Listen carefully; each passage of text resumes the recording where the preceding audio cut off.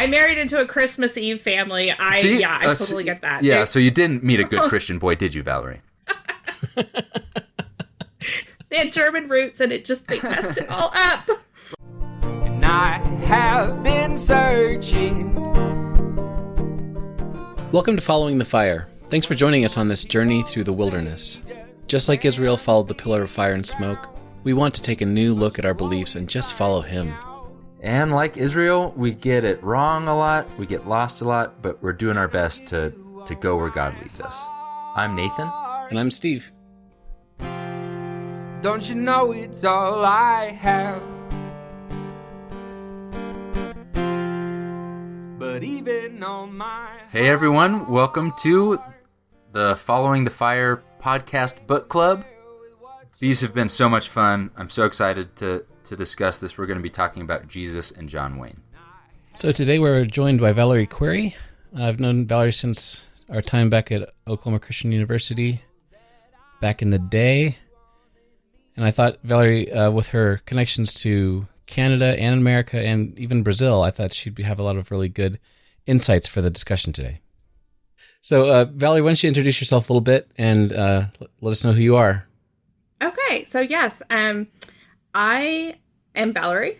I grew up in Canada, actually. My parents moved to a congregation when I was 5 months old, and they are still at that Church of Christ congregation. My dad retired a couple years ago, but they are still there. So, in Canada? Only about 20 years in Canada, yeah. So that is my whole context, although I am a dual citizen, which makes things nice and messy and complicated sometimes, but I probably culturally identify more as Canadian overall. It's definitely like where I learned to be who I am. But I came down to Oklahoma to go to college at Oklahoma Christian and did the good thing, met a good Christian boy, and which is what you're supposed to do when you go to Christian college. Right, that's your primary job, yeah.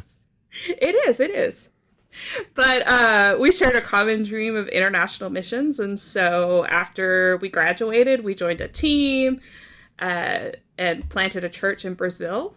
We were there for 8 years, and then 8 years ago, we moved back, and we are in Oklahoma. And I'm like, how do I live in small town Oklahoma? This was never, ever, ever the plan.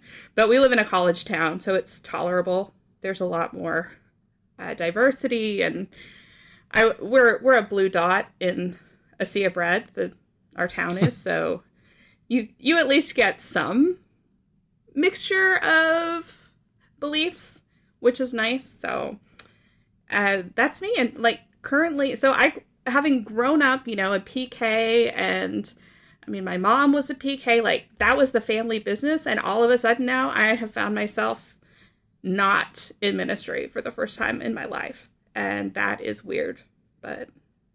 Yeah, I didn't realize you were in Brazil for 8 years. Yeah. Wow. It was What was that like coming back from Brazil to Oklahoma?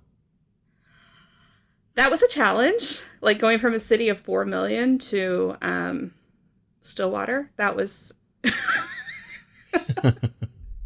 But honestly, at that point, we had enough other things going on in our lives that location was like the least of our concerns in the transition. Like we were just trying to get our feet on the ground and just hit the ground running. But my in-laws live here, so that's how we ended up here. Okay. Well, yeah, we wanted to have you on the podcast to talk about this book, Jesus and John Wayne, partly because you do have a much more international kind of a background than we do, being a dual citizen and growing up mostly in Canada and with the Brazil stuff on top of it. I just thought it'd be really interesting to hear your perspective of things from that point of view on a book that's very focused on America and masculinity, and you're technically neither one of those things, so I just wanted to, that'd be a good balance. I mean, technically American, but I will say it was really interesting. especially in the first couple of chapters, because I have never taken a traditional American history course. Um, like, I had to look up so much stuff. Like, I have a post-it in my book, like, of all the, I started keeping track of all the things that I was having to Google, because I'm like, oh, there was a Spanish-American War. I need to know about that. And so there's just some stuff that I was maybe behind in. So the first couple chapters took me a lot longer than the second half of the book. Yeah, that's very interesting. I was going to ask, do Canadians, are they different than Americans? Do you think different, or is it like just colder Americans? Oh no, yeah, I could get myself into some real trouble here, but no, it is culturally very different, I would say. I mean, yes, like, you still have this European, white European background as the historical basis for the culture, but Canada is definitely a little more collectivist. Some would say more socialist, but that concern for everyone else's well-being that you would see more in a lot of the European countries. Is that where we get the stereotype of Canadians being kind and polite? Oh, we're just good people. We're just better.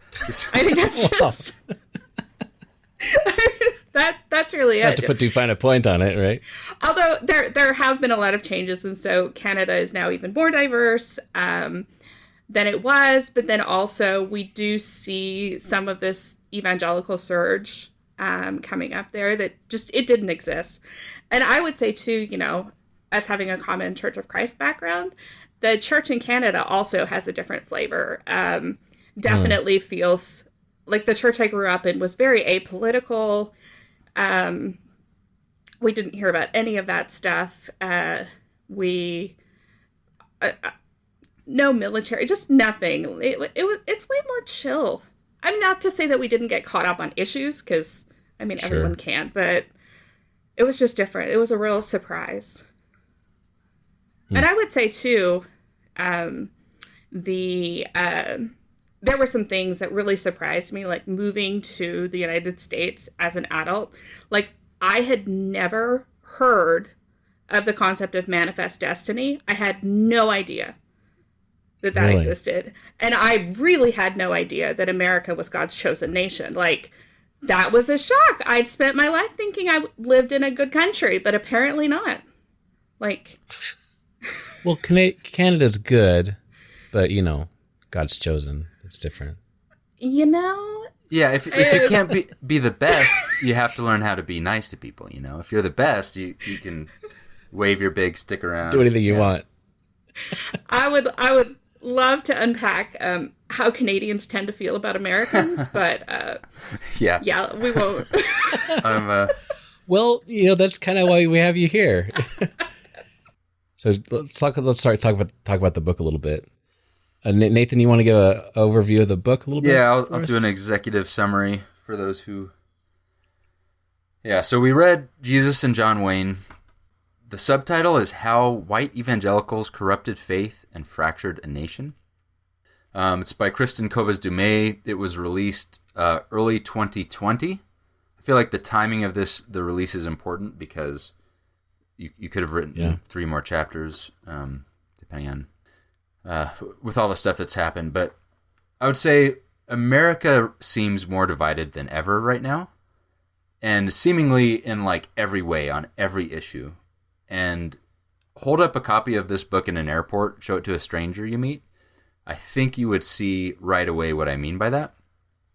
One group would see there's some awesome 6-shooter revolver guns on the cover. This nice red, white, blue with some gold jacket. Prominent title, Jesus and John Wayne.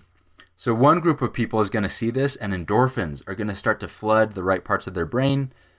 But then they're going to get to the subtitle, and the endorphins are going to be replaced by cortisol and adrenaline. How evangelicals corrupted a faith and fractured a nation, right? Or you show this, and the other group is going to get to the subtitle and let out a deep sigh. Like, yes, what the heck? How did this happen? So let me just say, if you are in the former category, there is probably nothing in this book for you. If anything, the subtitle is the sugar-coated version of a very, very hard-to-swallow pill in this book. Maybe a suppository, I don't know. And after reading...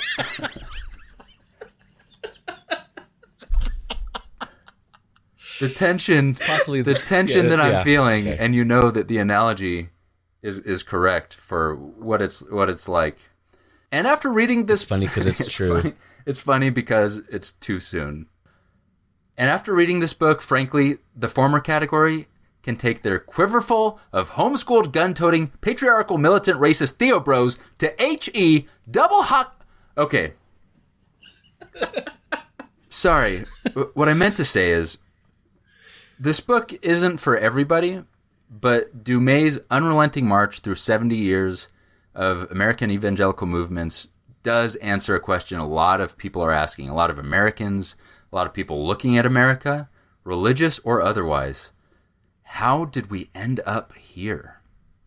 So what Kristen Dumay does, she looks at the election of Donald Trump in 2016 and 2020. And a lot of people thought, wait a minute, the values voters, this group called evangelicals, it just doesn't match. This is the kind of person that you wouldn't expect evangelicals to rally behind in such overwhelming numbers. Dumay's argument is that evangelicals didn't cast the vote despite their beliefs, but because of them. She talks about this group of evangelicals, and evangelicals, a tricky category, because the way evangelicals see themselves or want to define themselves is theologically. And so there are these four evangelical distinctives of upholding the Bible as an authority, of the centrality of Christ's atonement for sin, a born-again conversion or baptism, and then actively spreading the good news in a culture. That's what, on paper, defines an evangelical. But what Dumay shows is that that's how evangelicals want to see themselves, but this is a quote, evangelicalism must be seen as a cultural and political movement rather than a community defined chiefly by its theology. And that's the whole problem that she then explores, which is that a group that sees itself one way, but that behaves in a very different way. So the book is a rapid-fire history starting around the 1950s, leading up to modern times, showing how an evangelical movement that displaced maybe organized, structured churches like the Catholic Church with hierarchy and priests and ordained ministers, replacing that with a consumer culture that just followed the markets. In the 50s, there started to become this need in evangelicalism and in the country to masculinize the faith, to masculinize men, to make men more manly, and even to make Jesus more manly. And so we hear about heroes like Teddy Roosevelt or William Wilberforce, John Wayne, these things where America, who's this new superpower in the world, thanks to World War II. Now we get into Vietnam, and there's a crisis. We're not winning, and that crisis quickly becomes a crisis of gender, or we have these civil rights demonstrations that quickly become a crisis of law and order, and then quickly a crisis of human hearts, souls instead of bodies. And so Americans and Christians are looking for the answer, and we see that answer in the archetype of John Wayne. John Wayne is unapologetic in his manliness, in his patriotism, even in his whiteness. And what's even more important is who he's against. He's against sissy men. He's against commies. And he, even in his movies he is, and even behind the scenes he is. And so we move through and see things like evangelicals supporting a candidate like Nixon instead of the evangelical son of a minister, George McGovern, by 84% of the vote. as we move through this history, we hear names like Jerry Falwell, James Dobson, Phyllis Schlafly, Billy Graham, and we hear about lots of enemies like communism, which gives way to feminism, and this need for hierarchy, militancy, stronger morality, and protecting against the new Islamic terror threat or Sharia law, all the way up to how did that 84% of the vote then go to Donald Trump 2 times in a row. Or as she said recently, 4 years is a long time to hold your nose. Reading this book was extremely stressful. It was triggering. It was frustrating. It was enlightening. Ultimately, so infuriating that when I finally put the book down, I literally, and I mean literally, had to let out a primal scream at the top of my lungs. A barbaric yelp, if you will. Maybe like William Wallace would have in Braveheart. Or perhaps John Wayne charging into battle in the Alamo. Maybe like Jesus in the garden. Or perhaps Donald Trump walking up a flight of stairs. Oh, boy. All right. It's quite the intro, Nathan. So with all that said, Valerie, what comes to mind when you start thinking about this book? Or Well, I want to point out first, too, that a couple things. One is that she approaches it as a historian, that this is not at all a theological book. That's a good There's point. no theology in it, I mean, other than quoting people. So we do have this perspective, the gift that a historian would bring to it. And as a Christian historian as well, you know, she's not out to get evangelicalism, I don't think. And certainly having read interviews and listened to her talk, it's like she's hoping for redemption here. The other thing that I would say that would be important to keep in mind as we think about this is that anytime we start talking about maybe expanding how we look at past events, whether it be, you know, the last 75 years of evangelical life or critical race theory or any of that, like, we can start sounding just as crazy as the conspiracy theorists that we're Facebook friends with. You know, like, to them, we're going to sound like that. And that's very threatening. And so I just say that to say, like, we approach this with humility, which we know among ourselves, but maybe someone did keep listening after that delightful intro. And that it's like, you know, we're aware that this is unsettling to look at some of this stuff and be like, whoa, this is what was going on. Because I feel like there was like a little backroom stuff. There was some really deliberate steps that were taken. And it does feel very conspiratorial. And so I want to be aware that we could sound threatening. And again, that's not at all. You know, I'm a big fan of getting the truth out there, no matter how painful it is, or uncomfortable it is, which kind of gets me to my first thought when I had it, which was that when I read it, which is that I wanted to come at this book as an interested, like, observer, like, just out of curiosity. I have never considered myself an evangelical. Yeah, same. Like, I was raised to believe I was not an evangelical. That's probably a better way to say it. It's like, yeah. there was Christian culture, and then there was us, and we were delightfully weird, and we weren't supposed to want to be part of that. And yet we did. I wanted to be, like, listening to the cool Christian music and getting the t-shirts. And, like, when I moved to Oklahoma and discovered Mardell, like, that was cool.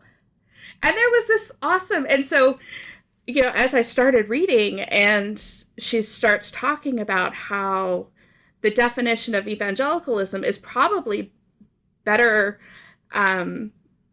it's better defined by consumption and by the things that are consumed. So the music, the focus on the family, you know, like, and she lists a bunch of things, and basically probably, yes, if you shopped at Mardell, you're probably an evangelical.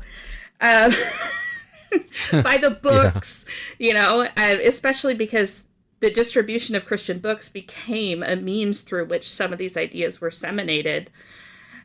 that was one of the first points at which I was like, oh no, like I'm in this. Yeah. And then as I kept going, then I started keeping a list because, we know who Church of Christ people are. And so when I would encounter something with a Church of Christ connection, I'd be like, oh no. Yeah. Like, that is us. I just that awareness that like that's the air that we've been breathing. And as much as we tried to deny it, like we still like that is the culture in which we found ourselves, and maybe not as overtly as our Southern Baptist friends, but it's affected us. Because you start, it's like, oh, Pat Boone, oh, Duck Dynasty, oh, Yeah. that was really uncomfortable.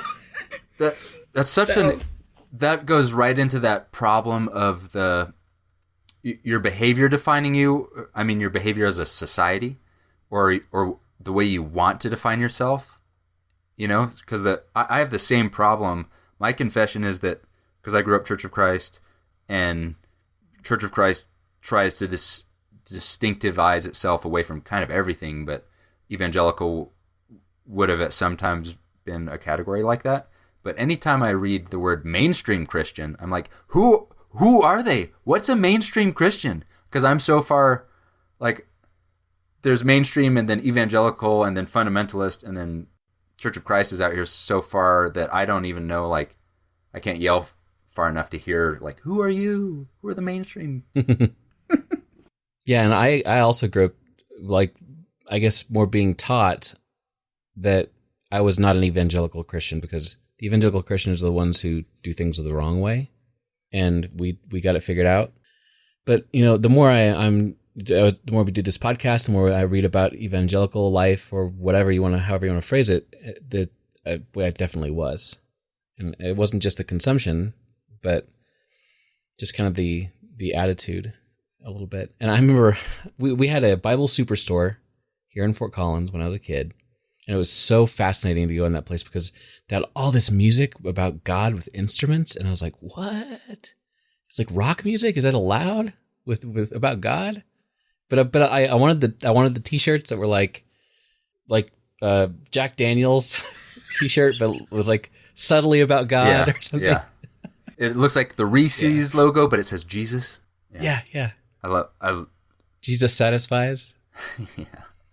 Anyway. Same. And that's the problem. Like, even the SBC, the Southern Baptist Convention, they also historically distanced themselves from evangelical or that kind of thing and said, we're Baptists, right? And that's where as soon as, I think kind of what Valerie, you're saying, like, as soon as it's like pointing at you or it's us pointing a finger at someone, you really want to squiggle out of like, well, that's not me. And that's one of the reasons why reading this book was so stressful, because it wasn't describing my theological ancestry, but man, is it describing my cultural ancestry. So I actually, at the end of this book, maybe what your experience was like as well, was like, oh, the players in America who over the last 70 years became more and more part of not specific denominations or churches, but just kind of the underlying cultural current. Mainstream. The mainstream, those shaped not only what I'm for and against and my priorities and values and the way I vote, but like so much of what my culture is. Mm-hmm. Well, and I think some of the stuff, like if it's somewhat aligned with what we believed, it was easier to kind of slip it in, which was great. I mean, like, I am all for broadening, but then we didn't always understand some of the underpinnings with which it was written. It's like, oh, I didn't realize this author was a neo-Calvinist. That would have changed some things, which helps them. That's why they come to the conclusions they do. But because there's it's full of scripture. It seems really sound. You open the door. I mean, in some ways, the people that we know who have been like, oh no, I'm only going to read authors that are Brotherhood, Church of Christ authors. Right. There's probably a benefit in some ways to that. There are other downsides, but as far as some of this movement, they probably have escaped some of it. So yeah, and I actually I liked what she said about how you could probably define evangelical as likes Billy Graham. Right. Although my grandma is 99 and she will still go off about Billy Graham because he doesn't teach baptism, And yeah. But I will say she plugged her nose and voted, so yeah. Yeah, and the book is ultimately it's tying these two things together that like in your mind shouldn't be related, like our families and discipline and how what's the godly way to be a man, what's the godly way to be a woman, what's the godly way to be a family, how can we raise our kids better, books about singleness or whatever, all these things, like they don't have anything to do with politics. But as we go through the history, I think it'd be an interesting experiment to look at the presidents and just pick like which was the godly one to vote for, because those groups of what became evangelical culture, or just Christian culture.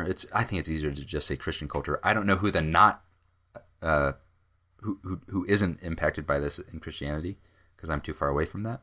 But it all was tied into not just theology and not even just culture, but also foreign policy and domestic politics in the U.S.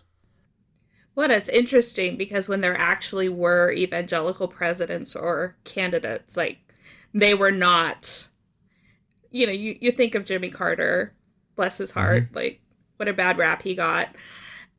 Obama technically was evangelical to a certain extent.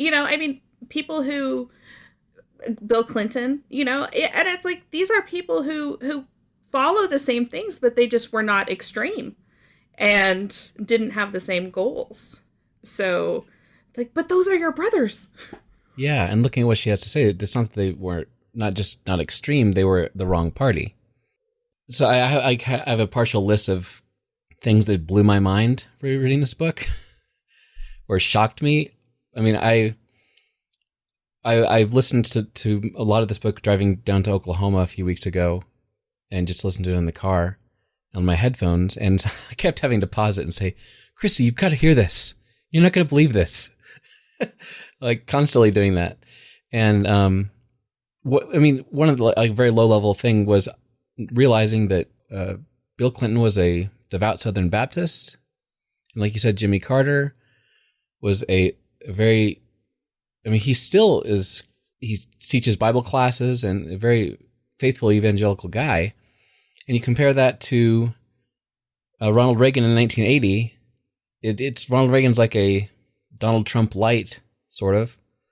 And I'm like, I grew up being taught that these guys were the bad guys for all these reasons, but I'm realizing it was just part of this machine. That was so the same thing, because I was raised in the same way, but staggered, one election cycle basically. So I came online into consciousness during the Clinton era, and I remember. So I wasn't around, or I wasn't paying attention for whoever Clinton ran against. I guess former George Bush, right? George Bush number one. Is that true? Yeah. So Clinton's elected, but then after that, I remember very clearly in elections knowing that there was one candidate who was the godly candidate, and not even a question. And George Bush certainly took up the evangelical. George Bush was very good at dropping little lines of scripture into a speech that you would pick up on if you were someone who read the Bible a lot. And it felt awesome to know, like, yeah, okay, he's one of us.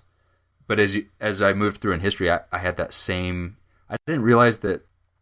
So when my guy is a Christian, then it doesn't really matter what degree of Christian they are. It's just like you can hold on to that gem of a Christian. So George Bush had some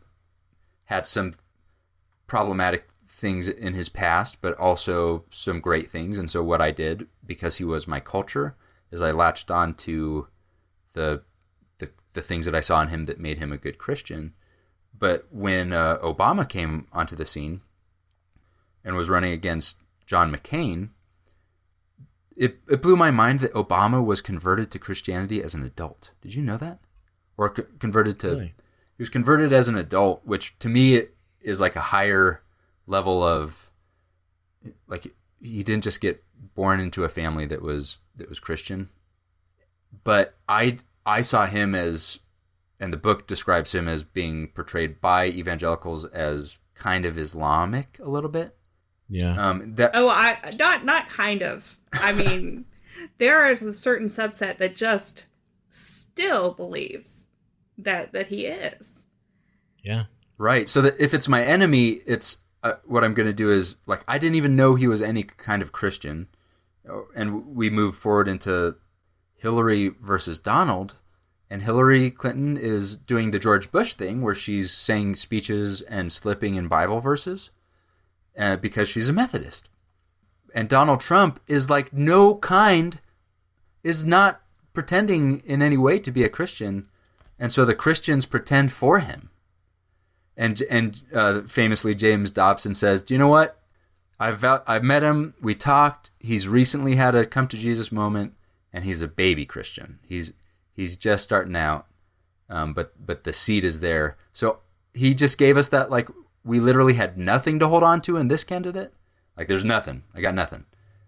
Yeah. And so it was the evangelical movement who saw the culture that they liked, which was very strong ideas, very strong speech, a masculine projection of America in the world, and defeating our enemies and not being weak anymore.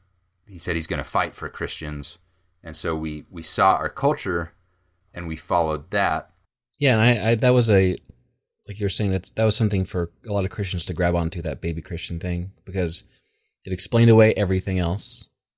Therefore, nothing that happened before is relevant at all.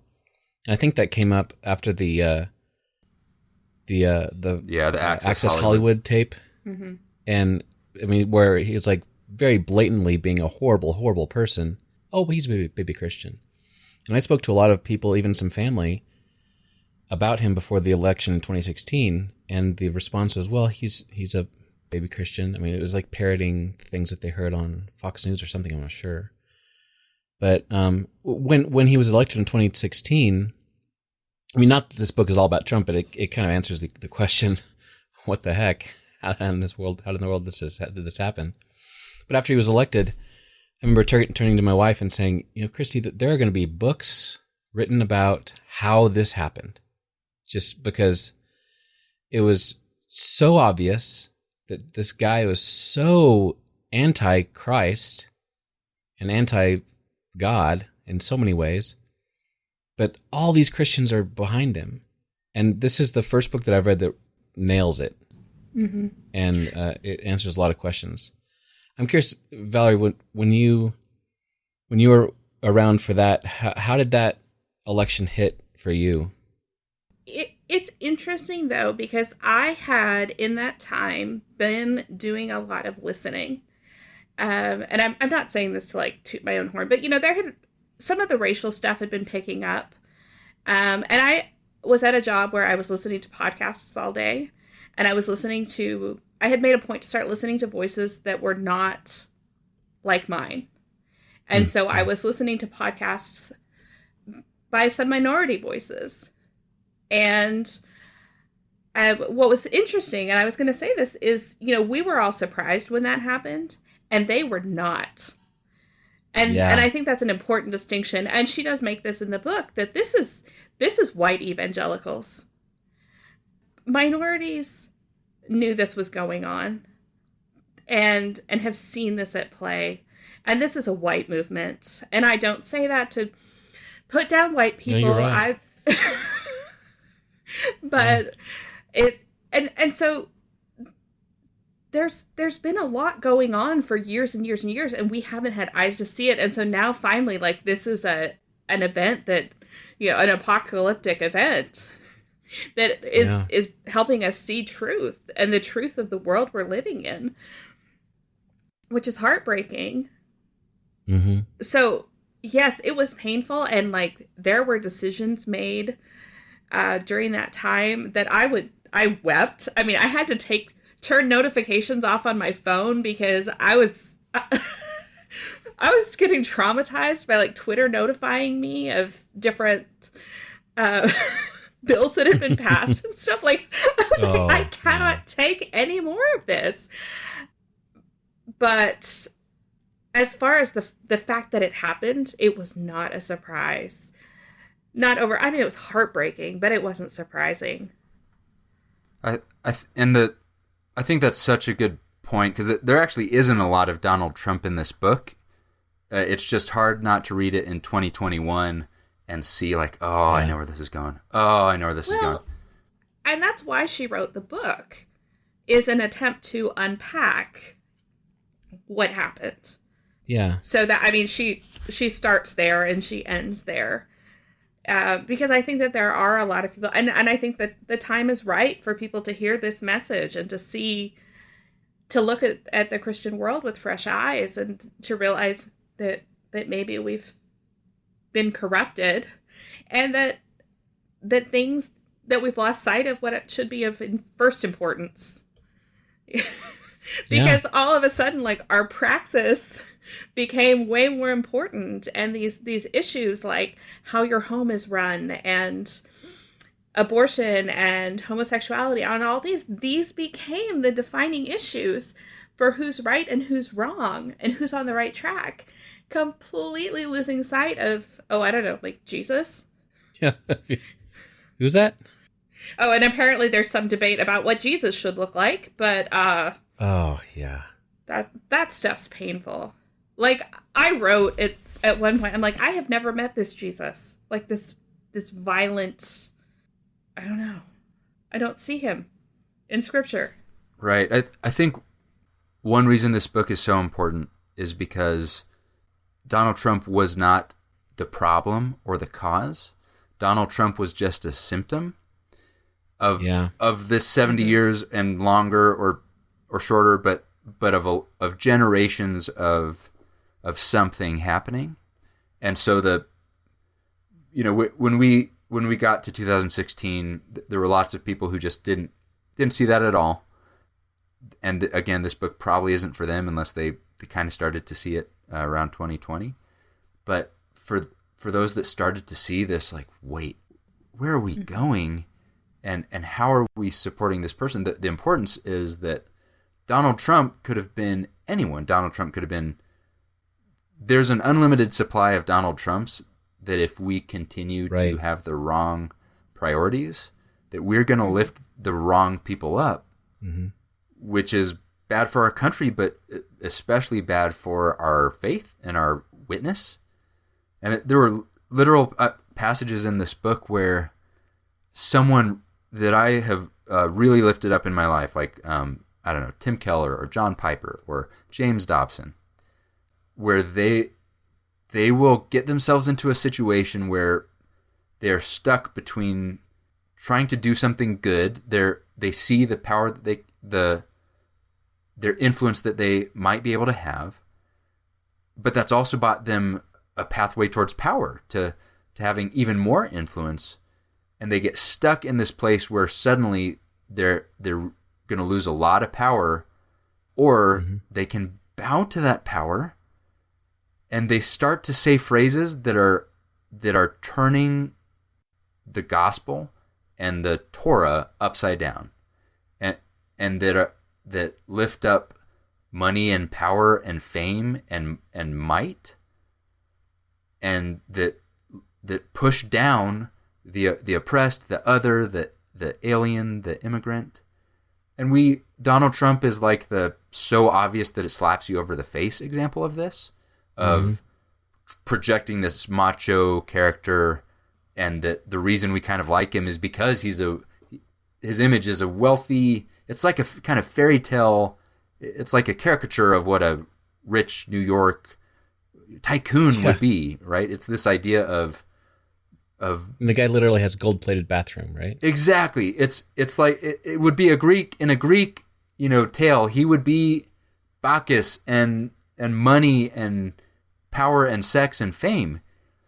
And those are all the idols that people bow down to and worship, except for Christ and except for God people, because the God people are always told to cut those down and to be looking out for the alien, the foreigner, the widow, the orphan, over and over and over and over and over. And so that's the big picture, but then you see these just little glimpses in one sentence where one Christian will compromise and flip that on its head and value the wrong thing, and the cascading effects are so damaging.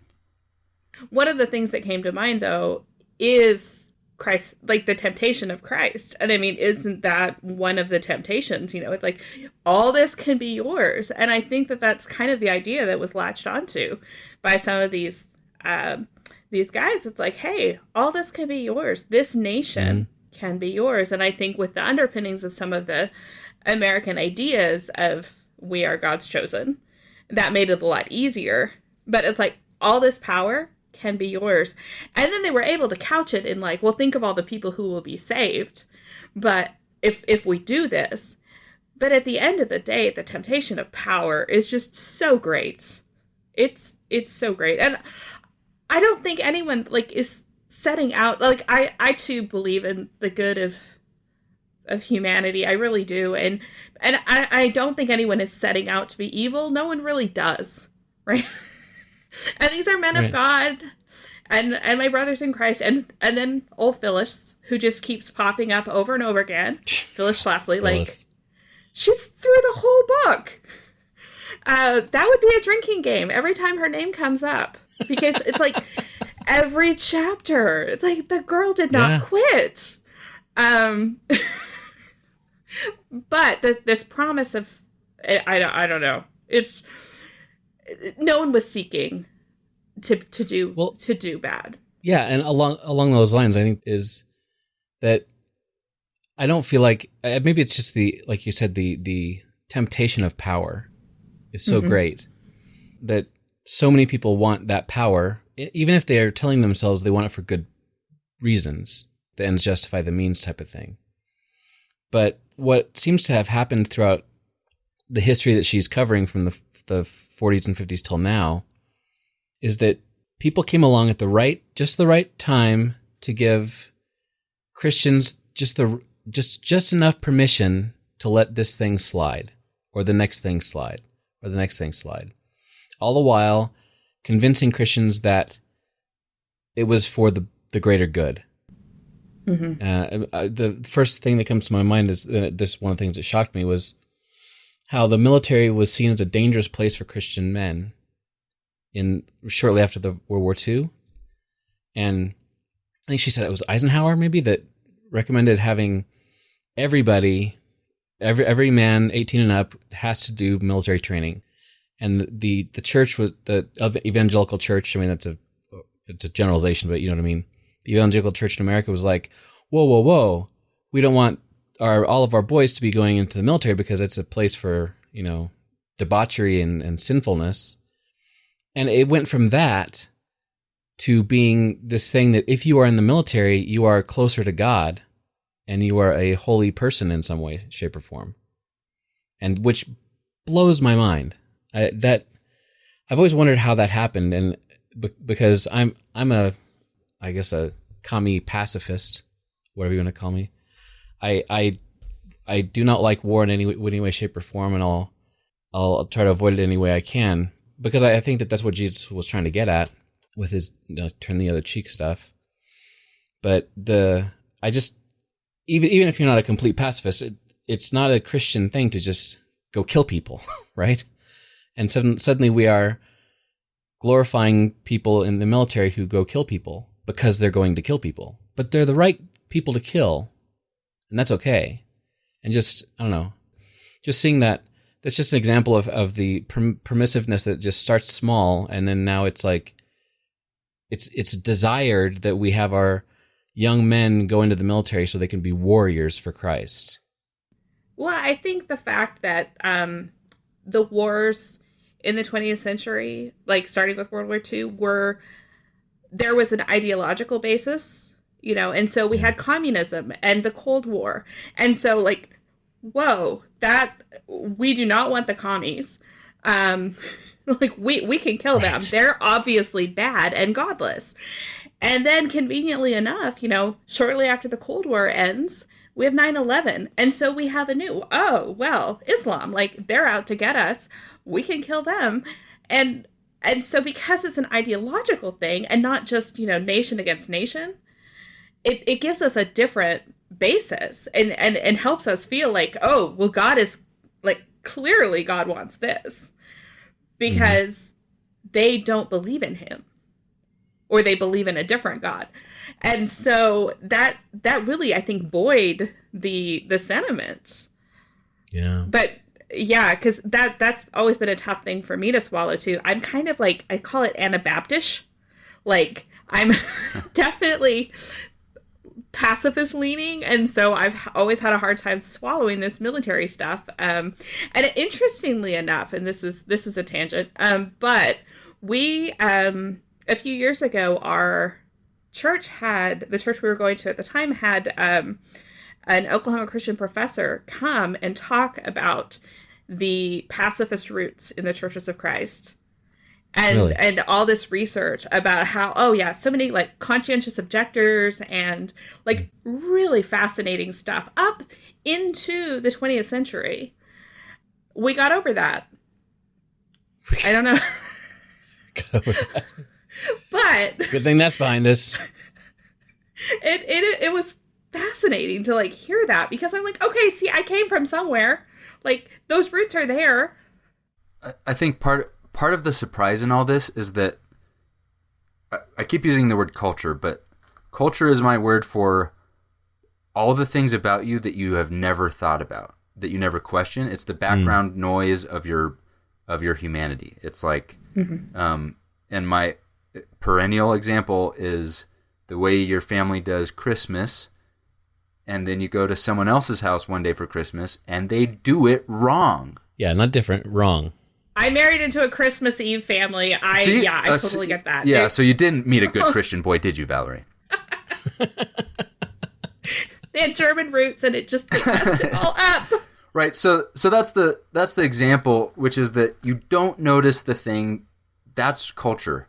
Culture is the thing that's your assumptions, the things that prioritize your things. We think about the edges where maybe my assumptions brush up against someone else's. And so that's what can be so, I guess, enlightening or frustrating about reading this book is you watch your culture evolving. Like, oh, it hasn't always been this way. I can't imagine a world where it hasn't always been this way.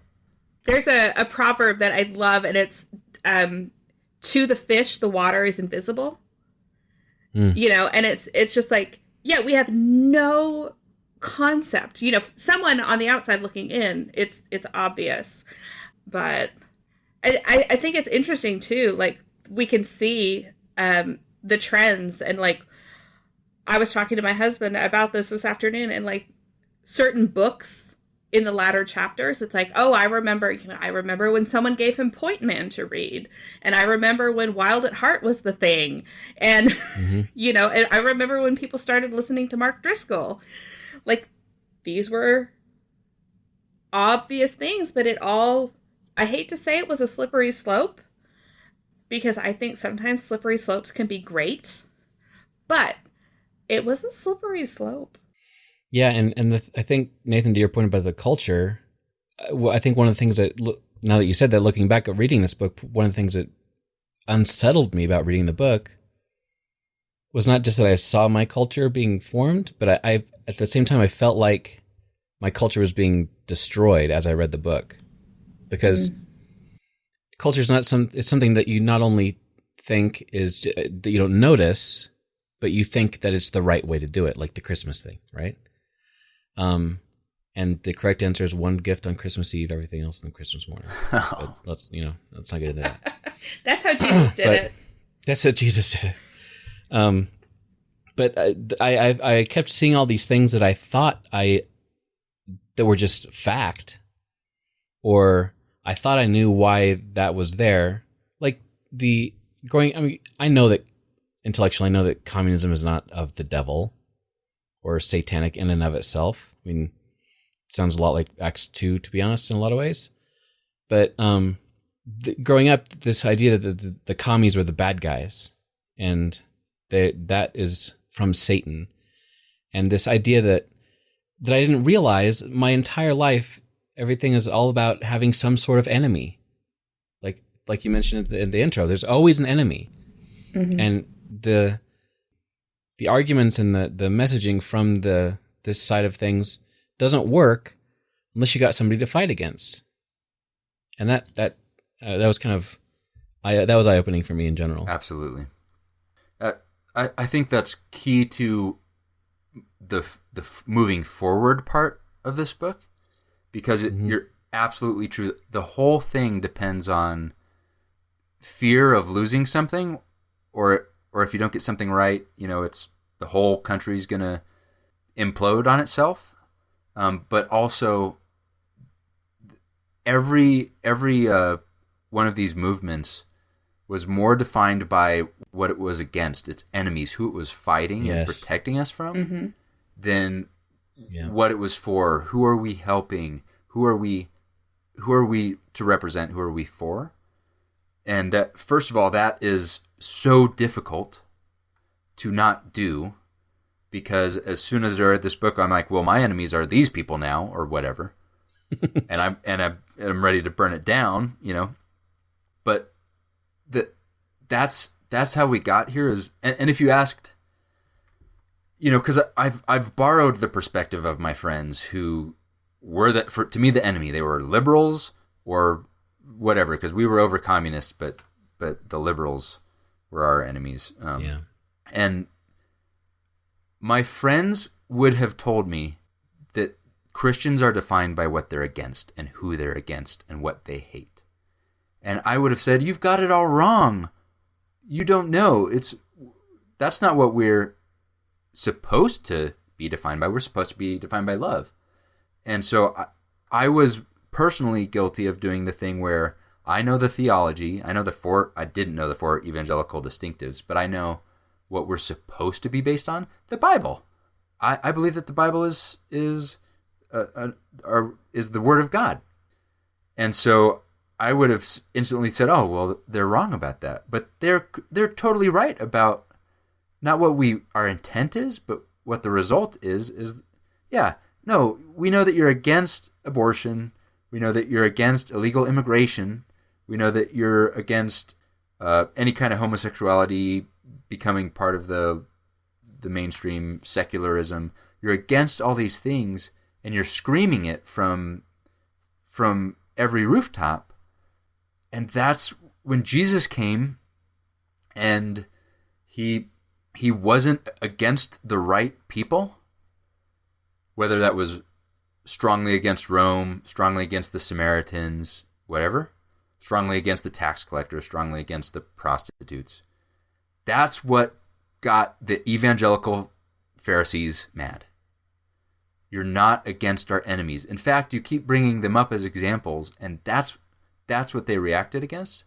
And that's another way to measure the culture, is to question like the legitimacy of gun culture, or the like, should we really hold the military up that high? Is it inherently godly, right? Those are things that the culture will reveal itself very quickly, because we're against. That's, as evangelical Christians, what we're against, and it defines us more than what we're for. Well, and I think then we start creating systems and we make rules that we want to reflect like what we think a Christian life should look like. And those rules and things looking like that, that's not the same as doing the work of the kingdom itself, right? Like, Yeah. We can create this fake world. And we see that. Like we see, okay, purity culture and homeschool culture and Quiverful, they created this world and it looked so clean. You look at the Duggars, it looked clean and shiny and godly. Mm-hmm. And then it's like, oh, and there was abuse happening underneath.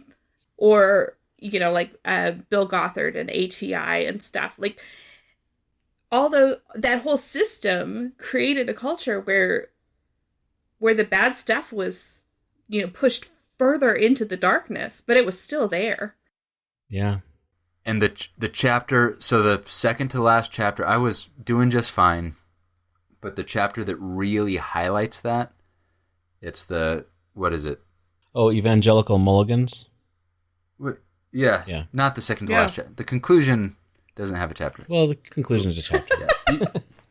Evangelical Mulligans is just a litany of all these people we just read about who were the champions and the heroes of evangelicalism being taken down one after another by long-standing and evil sin in their lives, like abuse of children or sexual abuse or paying male prostitutes, and the covering up of that by the other leaders in the group.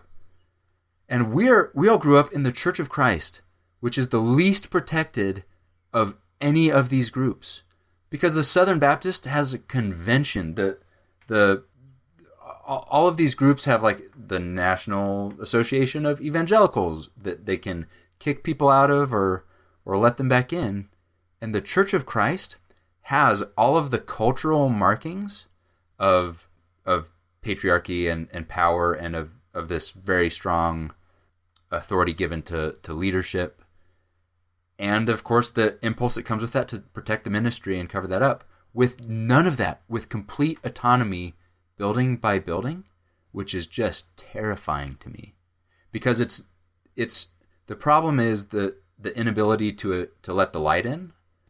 The other way to say that is the inability to show your darkness, right? To admit your fallenness.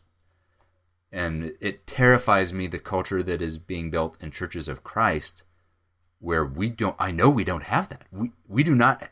We're going to be the last one to have a way for victims to have a safe space, and we're going to be the last one to allow the kinds of people who accidentally end up in those places, where then that kind of sin can grow. Mm-hmm. We're going to be the last ones to be able to get rid of them ever, because you can just go to the next congregation if our elders or congregants were bold enough to do something about it. It's terrifying. Yeah, and the thing that frustrated me so much was I didn't realize how much of that kind of thing was wrapped up in this masculinity idea. And I think she calls it near the end of the book the evangelical cult of masculinity. Mm-hmm. Like, that's the best description of evangelical Christianity almost in general in America, is the cult of masculinity, and how so much of this stuff is covered up or explained away, because even with Trump with the Access Hollywood tape, well, he's just locker room talk. Boys will be boys, and like Mark Driscoll talking about testosterone and the size of his penis. I mean, come on. And it's like, it's so backward and messed up, but I see it after I read the book. I'm like, I back up and like look at my life. I'm like, yeah, there's so much wrapped up in this masculinity, and making masculinity directly tied to a stronger faith. Like, the more manly you are, the more Christian you are. And it's crazy, because like, you think there is not a separate list of fruit of the Spirit for men. Yeah. There is really not a biblical basis for this. Like, there's like, you can see some descriptors when it comes to elders, deacons, which there's other arguments to have about those, but you could say, well, okay, here's an ideal for a man. But none of that is this manly man, these people would have been disgusted by those guys. Yeah. The milk toast kind of guys. It's like this is not a truly biblical concept. This is not what Scripture shows us that we're to aspire to. And so it's a perversion of Scripture, and that's sad. And when I finished the book, I was the first time through, I was angry, and I went for a walk. I have a 13-year-old son, and we had a conversation about it, and I said, well, I was reading this book and it made me really mad, and I was kind of talking, and I said, because it's asking what Christian culture is kind of asking guys to be like. And I said, and it's not what God is asking people to be like. And he was able to reflect as a 13-year-old, like the frustration. And I can't imagine what it's like to be like a man trying to like, yes, I mean, women have obviously suffered under this system, but like men have too. I feel like men have not been allowed to be transformed into the image of Christ because there's been this other image, this idol of Christian manhood that's been put up there, and it's like, this is what you need to be. And I'm curious, like, how you guys feel affected by that. We're both so manly, so it's no, it's a very good point, because I remember forever ago when I read that, oppressive systems hurts everyone, right? Patriarchy hurts everyone. It's not that it benefits men and hurts women. The system benefits a few but hurts a lot of people. Mm-hmm. The examples in the book are of people who just are not who are not the macho man, but that is being lifted up as something more spiritual. Mm-hmm. I think I was totally immersed in the, like, Wild at Heart was a big thing. This warrior language, making church less feminine, and I think that it fails men, in my opinion, or for me, in knowing how to be a leader in a family like that. Growing up, I think that, I mean, first of all, just purity culture did a work on me. That's its own 5-episode series, but but this idea that because I have a beard, but I am not a macho man. In fact, I would say I am more feminine than masculine. My favorite pants are capris. I like nice food. I don't understand football, so there's all kinds of things about me that I never measured up to that, but I think it allowed me to see Jesus differently, because if I was closer, if I had a chance of being manly, really manly, then I maybe would have been more affected, because I would have been like falling short, but it was more like, well, I'm not going to do that, so let's keep reading and see, is there another way? Find a back door. Right. I think I was really blessed with my father growing up, because my dad was born in 1936, and so he grew up in a culture kind of before this. I mean, the manliness idea has always been around, but before this idea of manliness being weirdly tied to faith and the stereotypical kill stuff and grunt and scratch your balls thing, that wasn't my dad. He's a very sensitive person. He's way more likely to cry at a movie than my mom. He's very, very calm and sweet and loving, and he's not the quote unquote manly man that you would think of, but he's extremely manly to me, because it's, you grew up wanting to be like your dad, right? And so that's kind of who my ideal was. And I don't know if, and it's partly just how he was raised and his personality, but I think also partly that he dodged the cult of masculinity that we're talking about. But I mean, all growing up, when church came around, and especially even when I went to OC for college, I played sports in high school and junior high because I felt like I should, because that's what men do, right? And I mean, I enjoyed it, but I didn't have like my identity there. And my dad never hunted, so I never hunted. He didn't go fishing, so I don't really go fishing. So all these things that are touchstones of masculinity, I never really had. And so I dodged a lot of that. But at the same time, it was everywhere around me. And so I tried to figure out how I could try to appear manly. And then then the culture tells you if you're not doing this stuff, then you're not a real guy. I mean, get where I'm getting at? So I dodged it. I was protected in some ways, but I was totally sucked into it in other ways. That's a hard question to answer.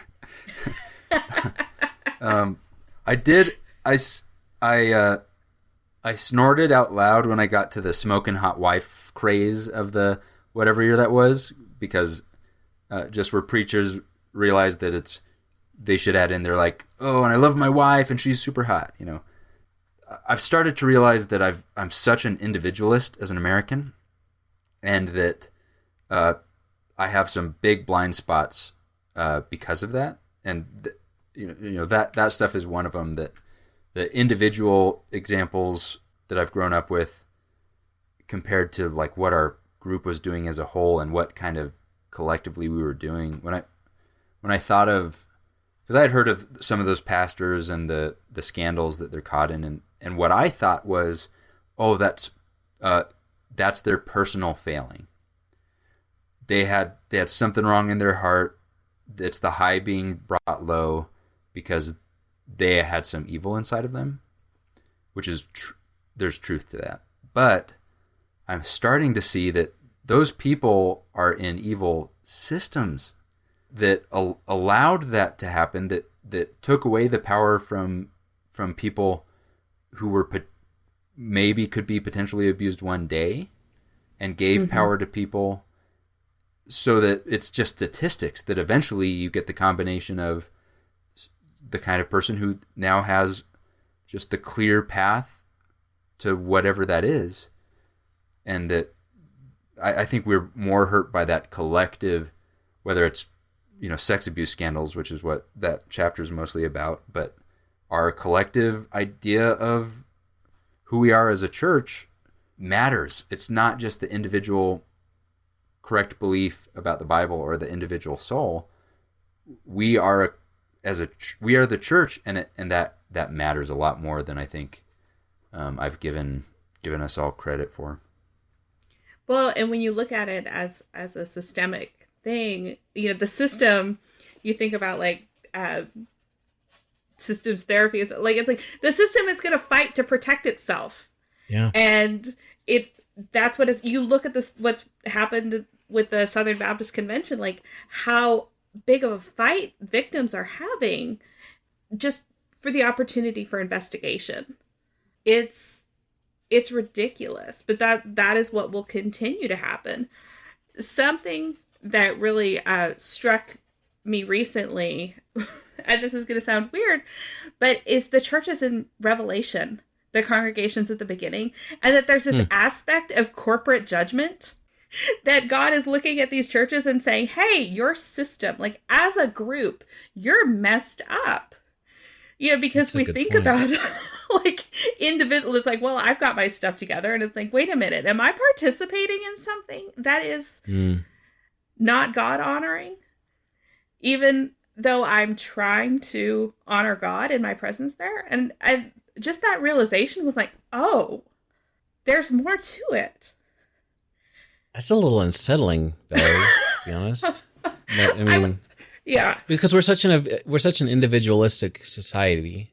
Our culture is so like work out your salvation with fear and trembling, right? We take that to mean mine personally. You do what you want to do, whatever. But I got to focus on me.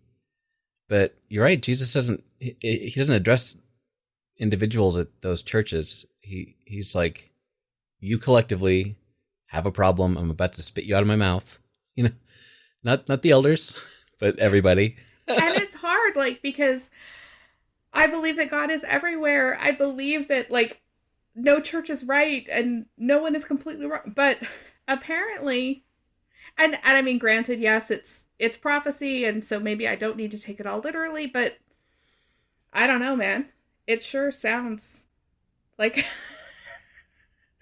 got some strong feelings about that. And so then that's kind of a lens through which we can look at some of this conversation, though. It's like, okay, are we participating in a system that is, instead of honoring God, is it actually making things worse? Yeah. Is my Jesus a sacrificial who, considering his power, lowered himself and didn't grasp it? Or am I, like in this book, literally trying to remake Jesus into what I want him to be? Well, no, he wasn't a turn the cheek sissy. He was like, no, he said that. That's Jesus that we're quoting. Jesus is the God who had all of the power and gave it all up for his enemies. Mm-hmm. I have a lot of enemies, so am I someone who is going to seek more power so I can destroy my enemies or win against them or something? Or am I following Jesus and sacrificing for the benefit of my enemies? And I don't want to do that. That sounds miserable, but that's what we're called to. And all of this grasping towards, it's the Bible turned upside down, which is, the Bible is the world turned upside down. It's the upside down kingdom. It's the last shall be first and the first shall be last. And what this book is trying to warn us individually and collectively about is that we want to rewrite it. We want to turn it back up right again. No, that upside down kingdom stuff. I prefer to have, we want a king, God, right? It's not new. The idolatry of the past is not something that we got over as Americans. It's a real temptation.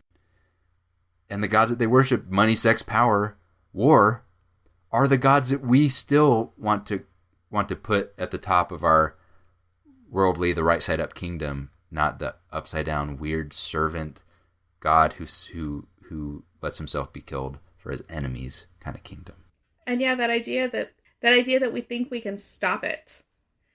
Like, we have some control over it. I was at a church on Sunday morning, and it is definitely evangelical. And he was talking about 1 Peter. He was reading 1 Peter 4, starting in verse 12. And, like, don't be surprised, fiery ordeal and da-da-da.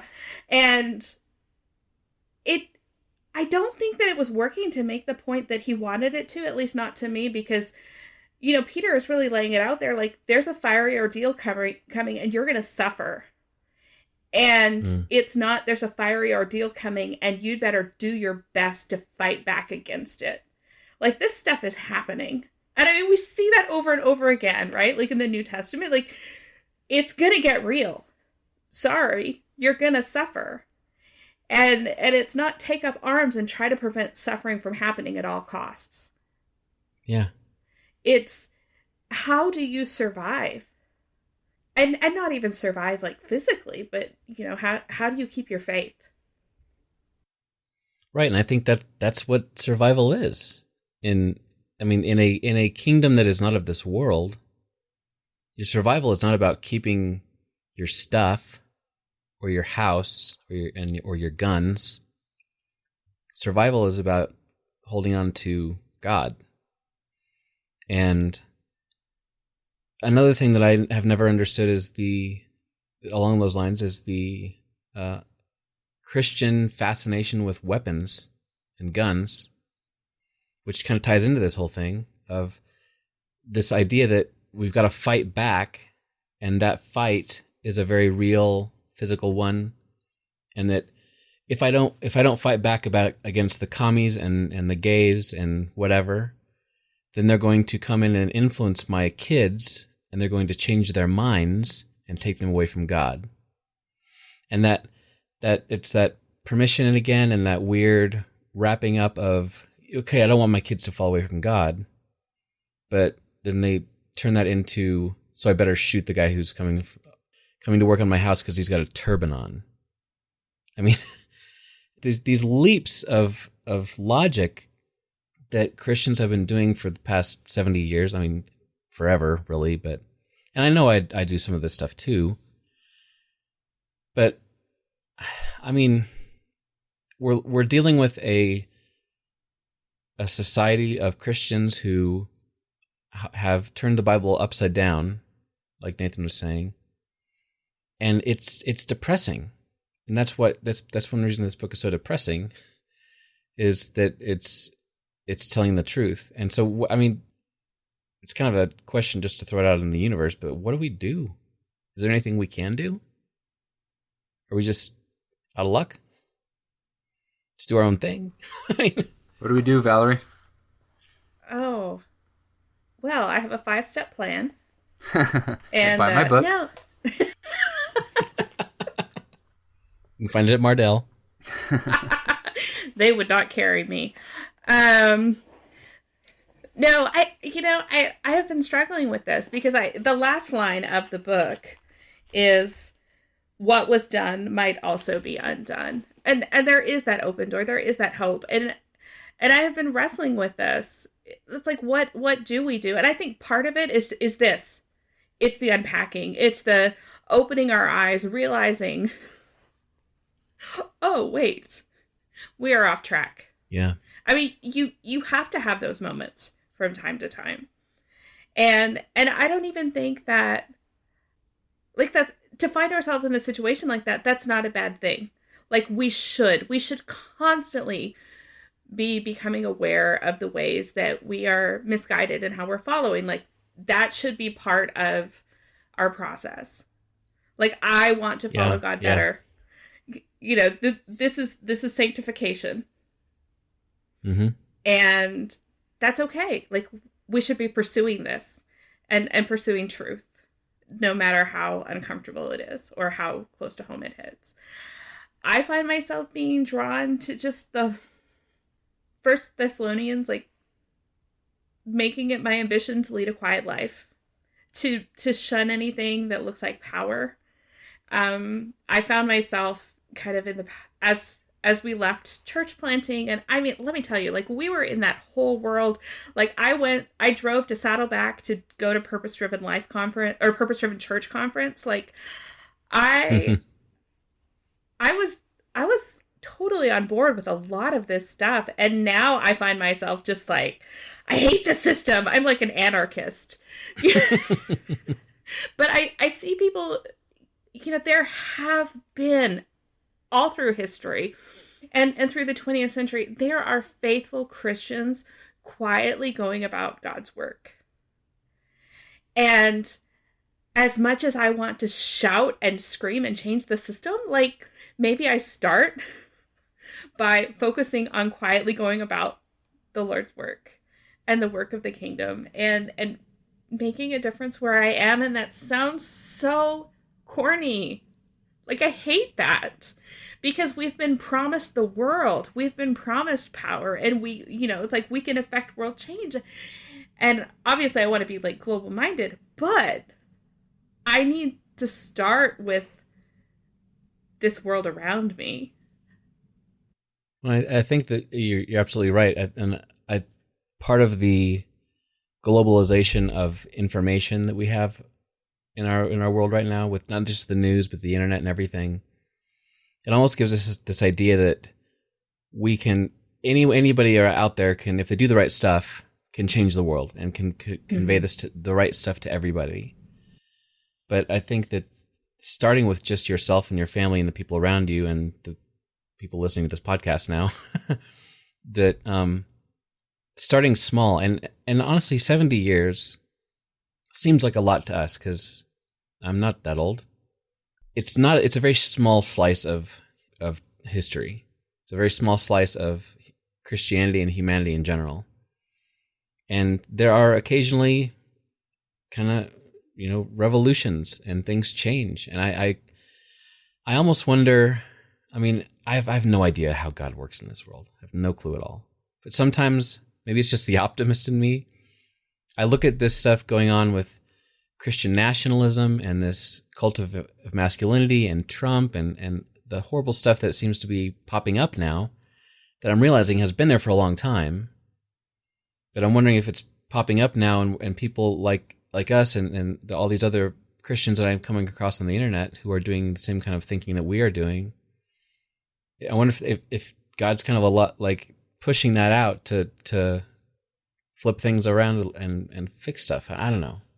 Does that make any sense? Yeah. Am I just being wishful thinking? I mean, the cool thing is even if it's not what he's doing, it's what he can do with it. Yeah. And so, okay, like this is a great opportunity for the church. Like there are other issues too that probably need to be cleaned up. So let's go with it. Like, let's embrace it. But I mean, I agree. I see that, like, I have lots of friends in different denominations and stuff who are going through the same thing. Like, this is a universal thing in Christianity right now. There is just a huge shakeup. And so let's enjoy it. Now, the other day I found myself like, man, I wish I had the energy to plant a church, blah, blah, blah. And then I thought, you know what? I'm just going to wait. Like, Gen Z is going to fix us. They're going to come along. They're going to do something. And I'm just going to be one of those cool old people. So I think that's what I'm going to do right now is just like bide my time until Gen Z gets it figured out. Wait it out. Yeah. And then I'll be like the silver-haired granny that they're all like, man, I like her. So that's my plan. I think that's not a good plan. Good one, but no, it checks out. I've been struggling with the same thing. What do we do? Because I have this ball of stress after reading this book, and I think about my congregation, and then the broader denomination, and then the American church, and oh my goodness, what are we going to do about this? And then I start to think of the things that I'm going to do about this, and there's something good about that, and that's important. But God does it. God does it. And when I'm in that, when I'm feeling that tension and that fear or anger or stress, I am probably not moving in the right direction for the right reasons with God with me. Here's a theological statement that I'm going to make up based on no research. God doesn't take people who are fearful and turn their fear into the right kind of action. Like, so then David was afraid of Goliath, and so he ran and did the thing. God takes people who are fearful and says, you're going to have to stop that first. You're going to have to stop the fear because I've got something I need you to do. And when another way to, so I've got that fear, it's not going to ever lead me to the right place. And what does though is peace. So, which I do not have, but there's that verse where Jesus is about to be arrested and he's about to be crucified, and he's talking to his disciples, and he says, I've told you these things so that in me you may have peace. In this world you will have trouble, but take heart. I have overcome the world. And we act like the world is about to overcome us at any minute now. But it's not. We're safe, and it's not me moving, it's God moving, and that doesn't take away my role in things, and there's a time for me to step up or to have a voice or to do something. It's not about passivity or action, but it's totally about trust and faith, which gives you peace. Trust and faith isn't something that leads you to fear, and fear doesn't lead you to trust and faith. So I think the quiet life in many ways is a very valid answer to that, because it's taking the half a step back to breathe some and to really explore the world in those times when you have peace. Because you said we have to search after truth, but man, the TV is set up to give you, it's easier to to be fed a mistruth or a half truth if you're angry or afraid or hungry or you want something. Which I mean, that's what we see through the book, is all these people operating out of fear or capitalizing on our fears to do what they want to do. Yeah.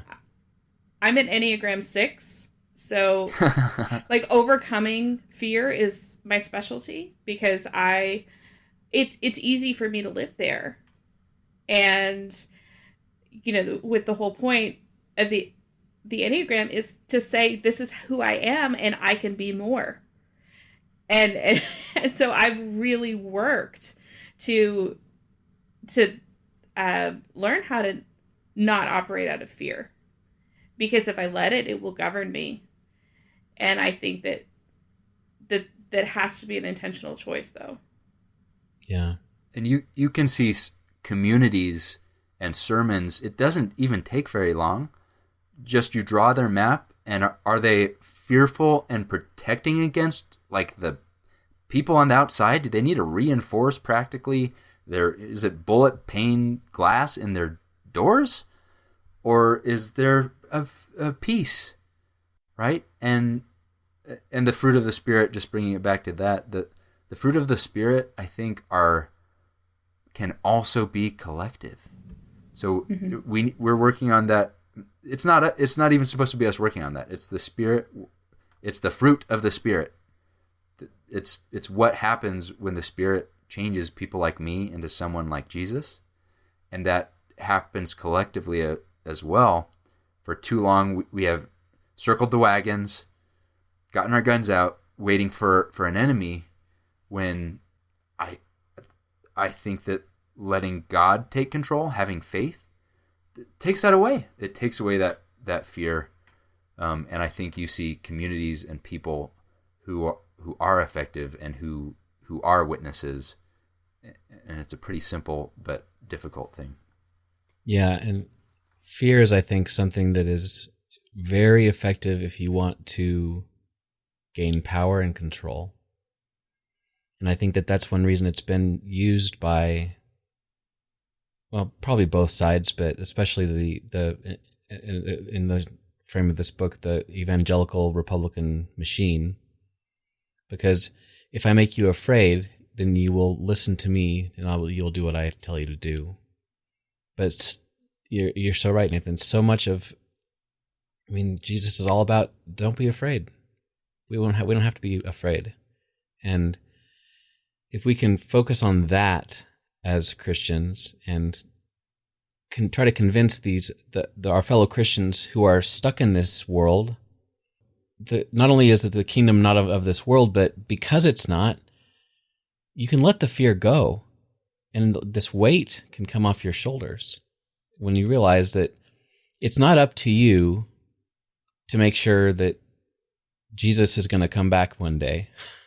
It's not up to you to make sure that Christianity does not go away on this planet. It's up to you to trust and have faith and to live the life that you can live and try to be Christ to the people around you. Amen. Yeah. Well, we fixed it. Good. Yeah, it's sorted out. So there we go. I don't know if that was 5 steps, but it was close. Well, probably ought to wind it down. Yeah, just in summary for myself, this book, it opened my eyes in a lot of ways, made me sad in a lot of ways, but this is a very good example of knowing history so you don't repeat it, I think. And so I'm glad that I know some of this history, that even though I'm literally living through it right now, I would like to try to internalize some of this stuff so I don't pass it down to my kids. And I recommend this book to anybody, Christian or not, evangelical or not. I think it's not just the history of evangelicalism in America, it's the history of America. It's so tied together. Yeah. I do not recommend it to everybody, but there are because there's a large segment of Christianity right now that is not ready for this book. But you know who you are. I mean, I guess we could recommend it to everyone because they're not going to get through the first. Well, if they don't like it, they can use it for target practice, right? Yeah, there you go. There you go. But it is a book at a time when a lot of people need this book. It's not for Christians. It's just for people trying to understand what's going on. You have any final thoughts, Valerie? Probably. No, it is. It's a necessary read right now. I'm really thankful that it's out there. I don't know if you guys follow the author on Twitter. She takes a lot of heat, and she's been publishing articles. The latest, she's getting in trouble for Braveheart. Attack. Yes. and I'm so thankful that she's willing to put herself out there. Like, there is no benefit to her, really, at this point to put this stuff out there, but she is, and I always appreciate that when people are willing to sacrifice to help us see what we're not seeing and to become aware of what this world we're operating in. And then for us at this point, as we're trying to unpack the whole church bubble and the whole just everything, it's like, oh, this is some stuff I need to consider. Yeah. It's kind of structural, somewhere. Yeah. But it's okay. Gen Z will fix it, and if not, Jesus will come back, and it'll be good. Yeah, no pressure to the Gen Z people listening. We're sorry. Just if you don't fix it, the whole country's going to go to pot, and no big deal. Yeah, we tried a little bit, and it's more than we can do. So do your TikTok dances and fix it. We actually broke it. We tried, and we broke it in trying. That was us. This book is us. We're sorry. Don't do what we did. So good to have you here, Valerie. I feel like because the book is so timely, we could keep talking about it for 4 hours. Oh yeah. Really appreciated your insights, though. I think that a lot of people are going to find this book, and we're all going to kind of be talking about this. So thank you again, Valerie. Good to have the communist, collectivist, Canadian view, Anabaptist, as always. So we really appreciate it. Thanks. It was great. It was fun. See you later. All these messages I thought you wanted to hear, but it only takes a whisper. Hey, thanks for listening to Following the Fire. If you'd like to see show notes for this episode, which includes links to everything we mentioned as well as all the scriptures, head on over to followingthefire.com and just click on this episode. There's also contact information on the website. Let us know what you think about the show and if you have any suggestions for future topics. Also, please give us a review on Apple Podcasts if you could. It really helps other folks find the show. And as always, thanks to the fabulous Daniel Wheat for the theme song and the music for the episode. You can find more of his stuff on Apple Music and Spotify. See you later.